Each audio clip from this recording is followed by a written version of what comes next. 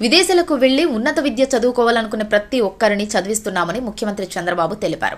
ప్రపంచ వ్యాప్తంగా ఉన్న మంచి యూనివర్సిటీల్లో ఎక్కడ చదవాలని విద్యార్థులు కోరుకుంటే అక్కడ అవకాశం ఉంది. ప్రభుత్వ గ్యారంటీతో 4% వడ్డీతో విద్యా రుణాలు ఇప్పించి వారికి విదేశీ విద్య అందిస్తున్నామని, ప్రతిభావంతులకు ఆకాశమే హద్దు అన్నారు సీఎం చంద్రబాబు.